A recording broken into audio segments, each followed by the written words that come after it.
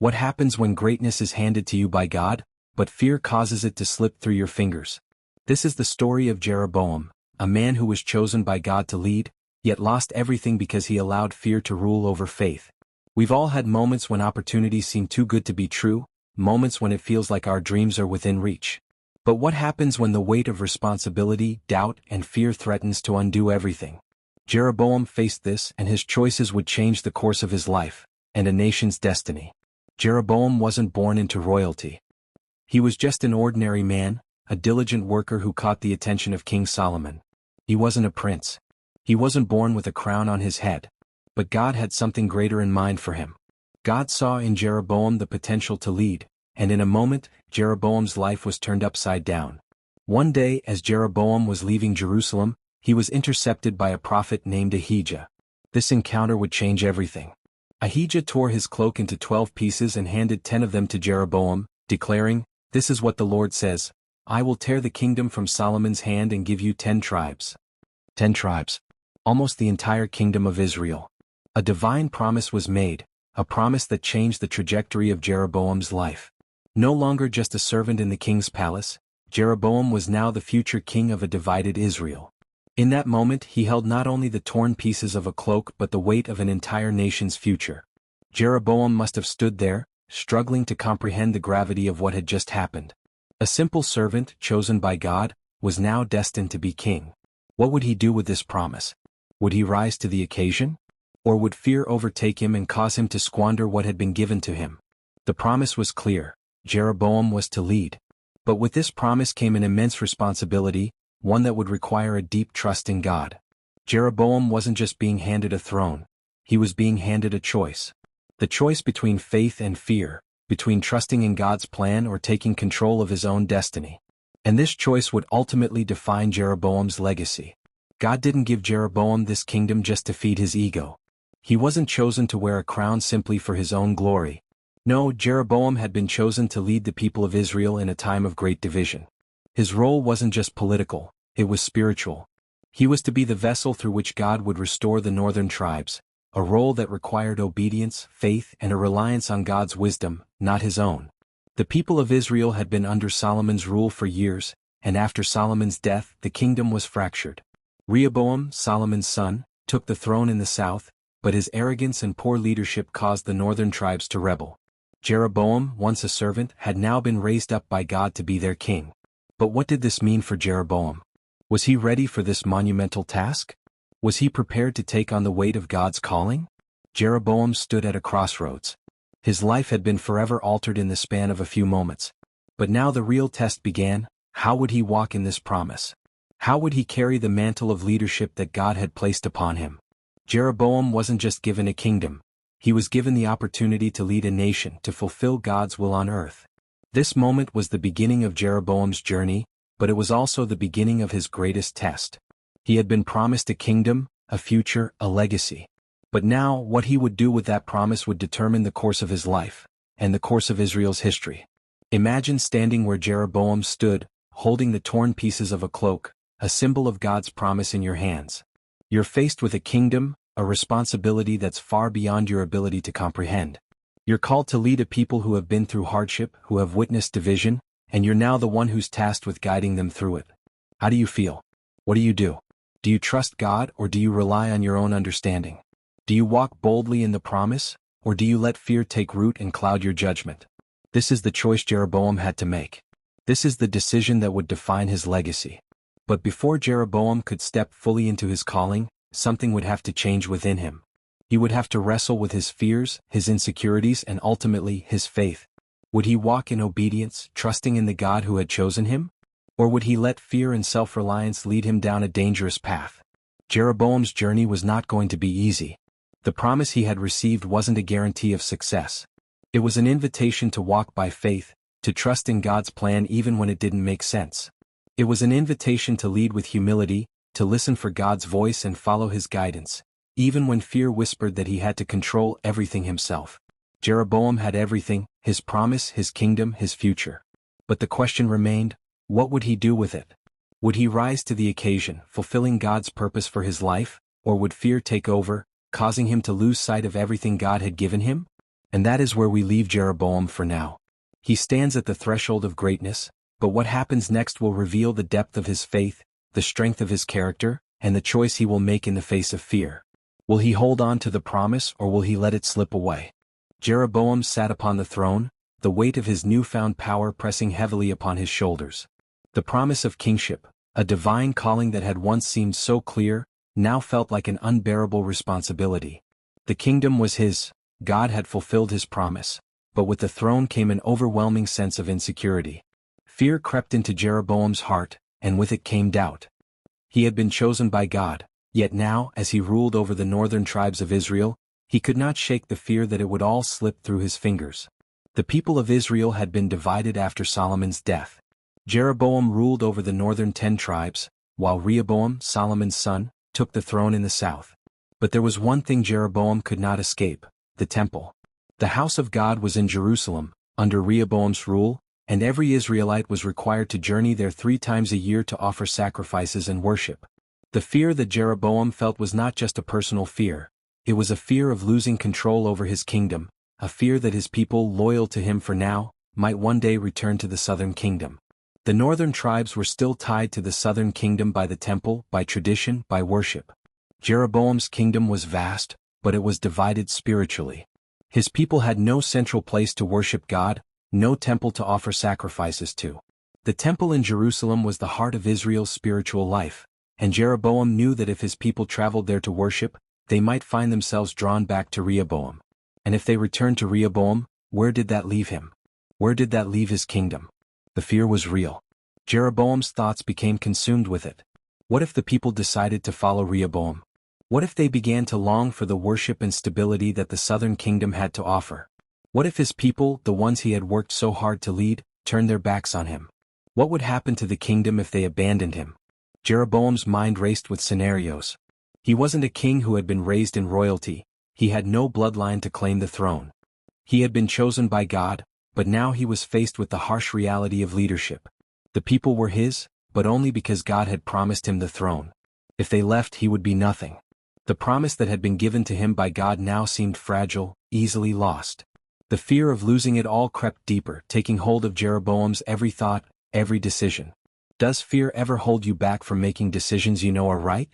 Jeroboam's fear led him down a path that seemed like the only way to protect his kingdom, but it was not a path of faith. It was a path of control. Fear often does that. It makes us feel like we need to take matters into our own hands, as if God's promise isn't enough. Jeroboam's fear pushed him to a place where he felt he needed to act, to secure his throne by any means necessary. But in doing so, he was about to make a decision that would seal his fate. The fear that Jeroboam felt wasn't just about losing his kingdom. It was about losing control over his destiny. He had been given the throne, but now with it came the responsibility of keeping it. He could not let the people return to Rehoboam. He could not allow them to travel to Jerusalem where the temple was and risk losing their loyalty. And so, Jeroboam began to think. He began to plan. He needed to create a solution, something that would keep the people in the north, something that would give them a place to worship, a reason to stay loyal to him. Jeroboam's decision didn't come in a moment of clarity or spiritual guidance. It came in a moment of fear. He feared the loss of control, and in that fear he took matters into his own hands. His fear became the driving force behind his decisions, and in that moment he made a choice that would alter the course of his reign. Jeroboam decided to create 2 golden calves, idols, that would serve as substitutes for the temple in Jerusalem. He would place one calf in Bethel, in the southern part of his kingdom, and the other in Dan, in the northern part of his territory.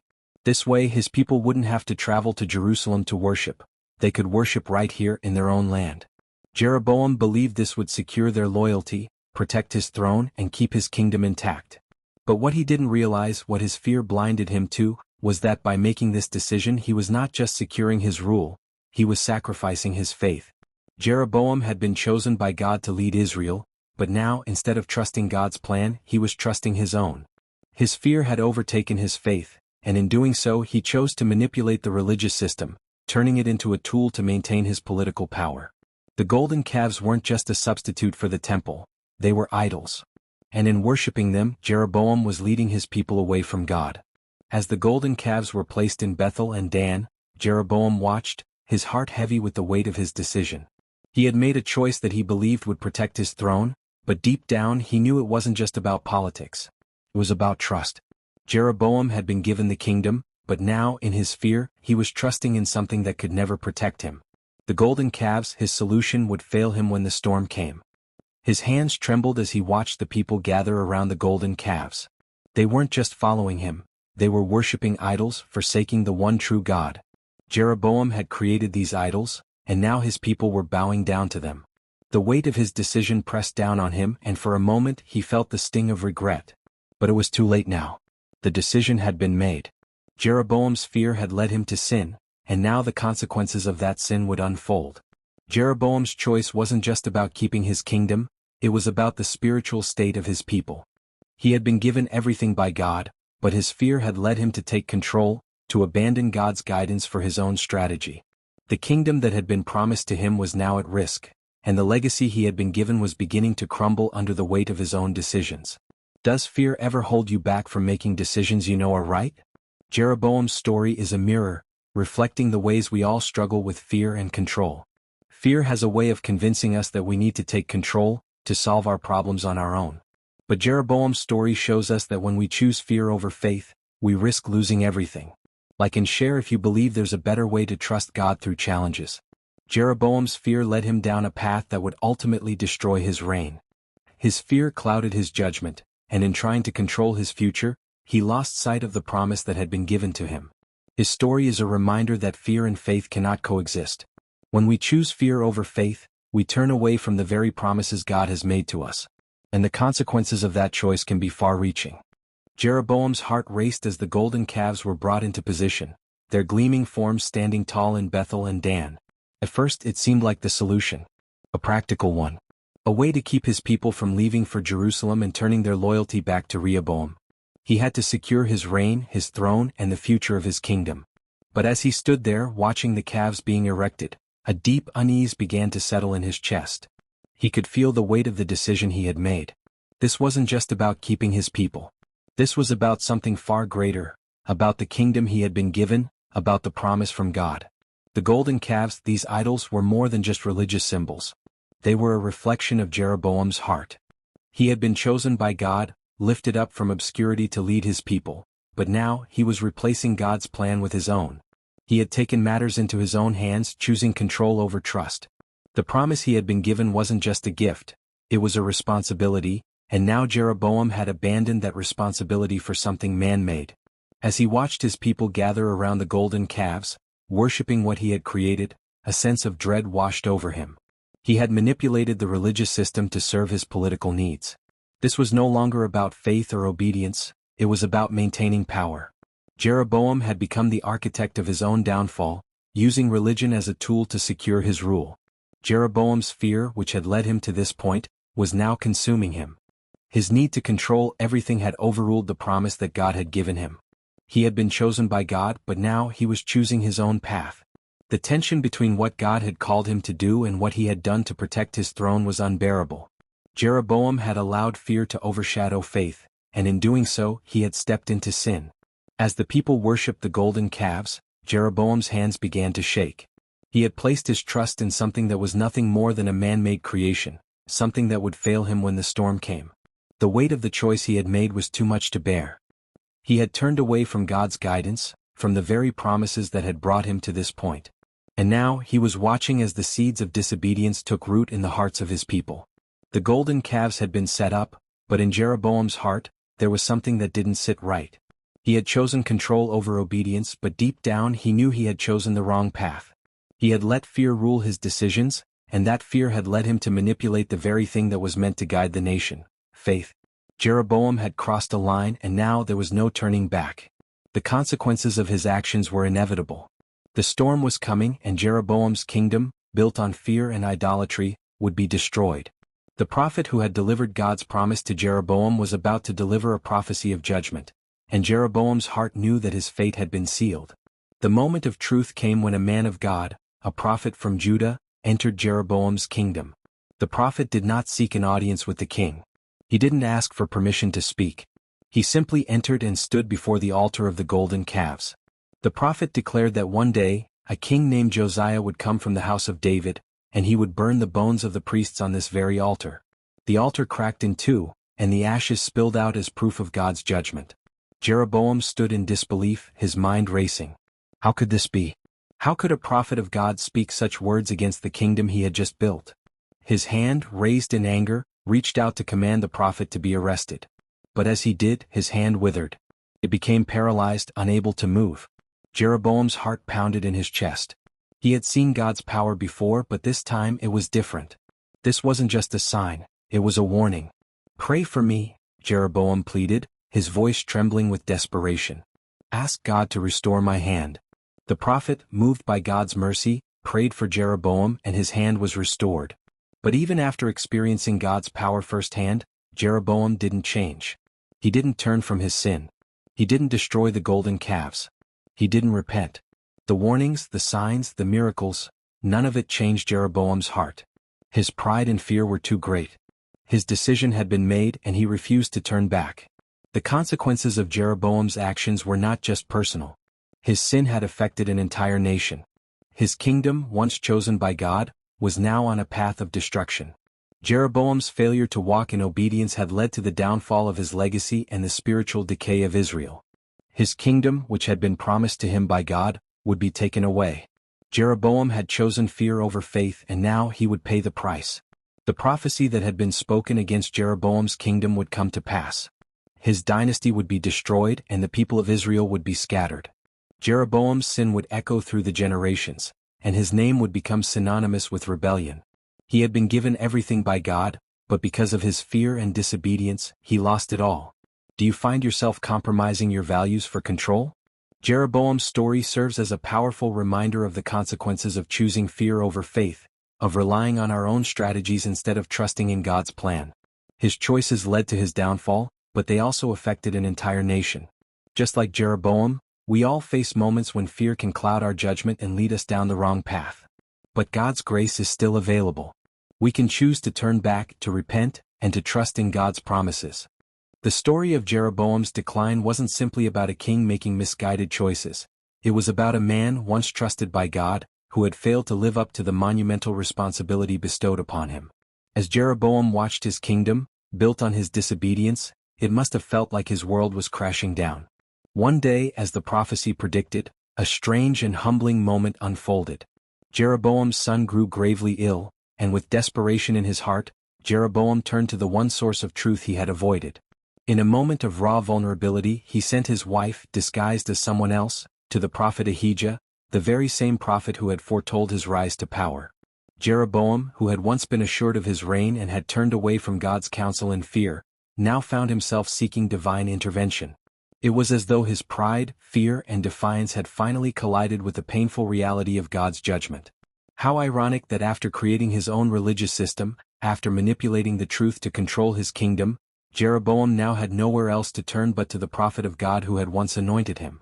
Ahijah, though blind in his old age, knew exactly who had arrived at his door.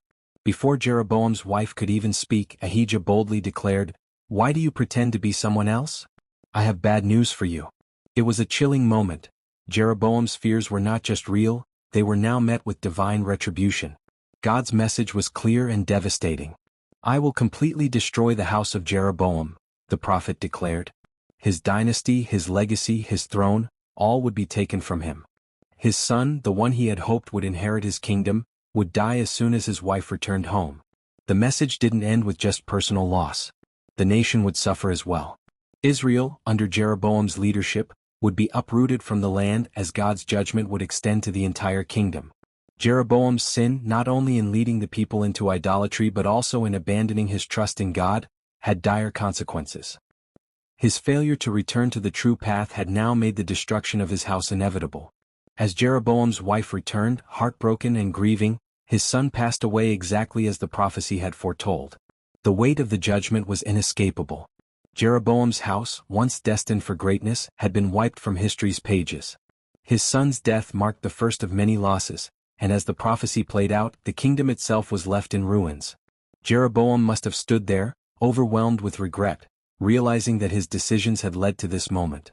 It wasn't just that his actions had cost him the throne, it was that his disobedience had led an entire nation down the path of destruction. He had chosen fear over faith, control over obedience. His dynasty, once held in God's favor, was now marked for destruction. His choice to ignore God's warnings, to trust in his own wisdom and strength rather than God's guidance, had cost him everything. Jeroboam's name would forever be tied to rebellion and disobedience. Every king that followed him in the northern kingdom would be marked as walking in the sins of Jeroboam. The consequences of Jeroboam's actions weren't confined to just one generation. The seeds of sin he had planted had grown into a destructive force, and his disobedience was passed down through the generations. His decisions had shaped the history of Israel for years to come. The kingdom that he had led with fear and manipulation was now divided, broken, and spiritually bankrupt. God had been patient, giving Jeroboam multiple chances to repent, to turn back to his will, but Jeroboam chose to harden his heart. The storm of judgment that had been brewing for years finally came crashing down. It wasn't just Jeroboam's reign that ended in disaster, it was his legacy. His name would forever be remembered not as a king who trusted in God but as one who caused Israel to sin. And the story didn't end there. The kingdom fell apart.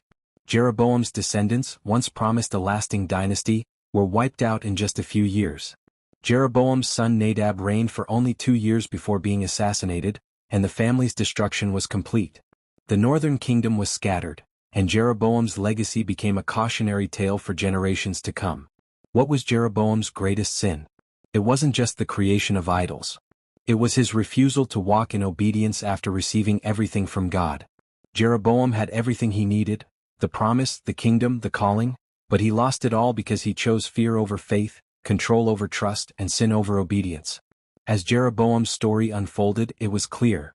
His fall was not inevitable, it was the result of his own decisions. When we choose to trust in our own understanding, when we let fear take over and ignore God's guidance, we risk losing everything.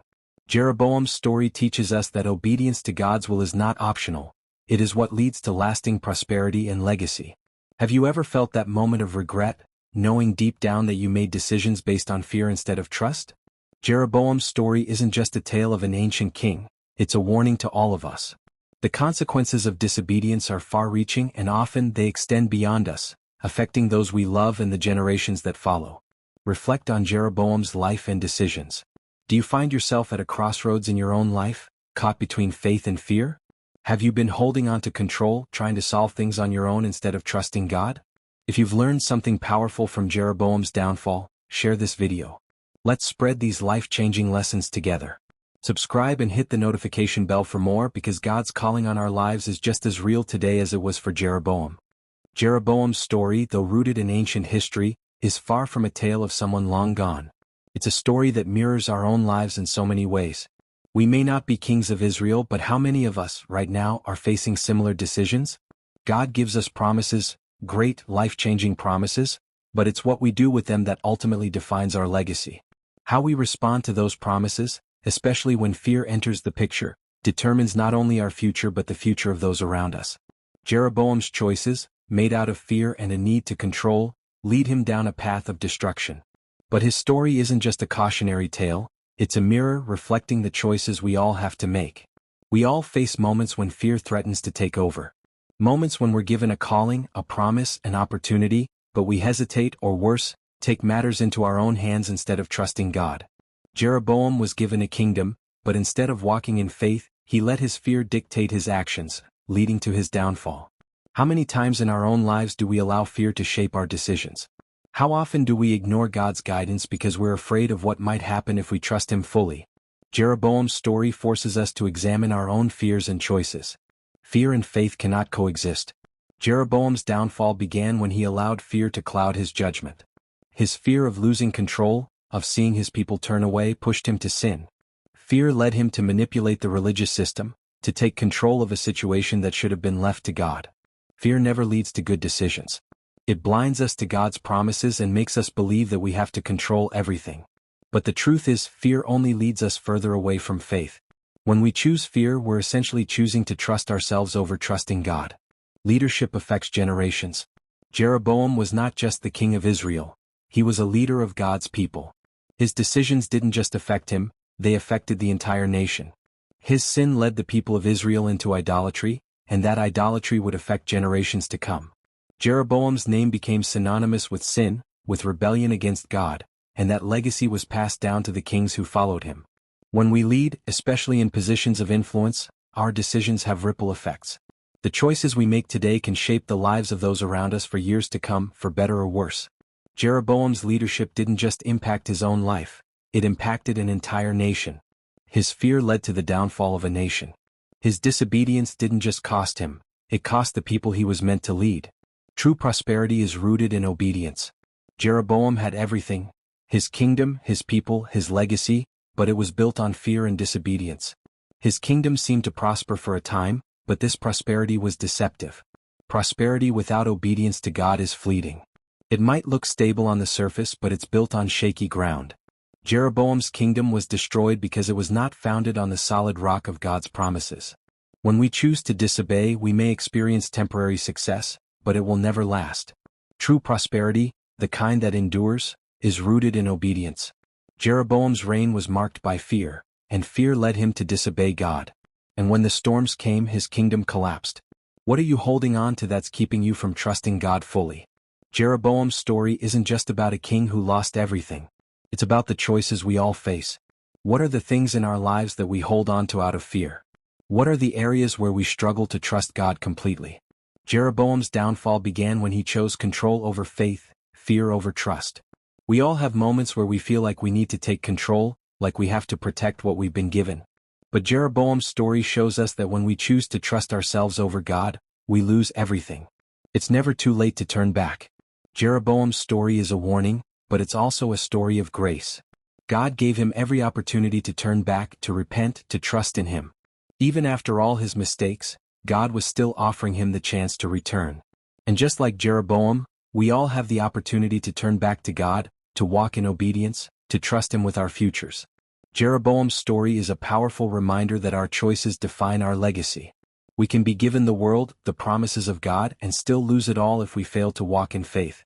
Fear will always lead us away from God's calling, but faith will lead us into the life he has prepared for us. Jeroboam had the chance to be remembered as a king who trusted God, but he chose fear and disobedience.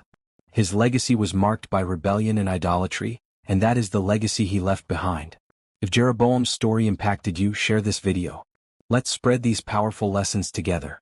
Don't forget to subscribe and hit the notification bell for more.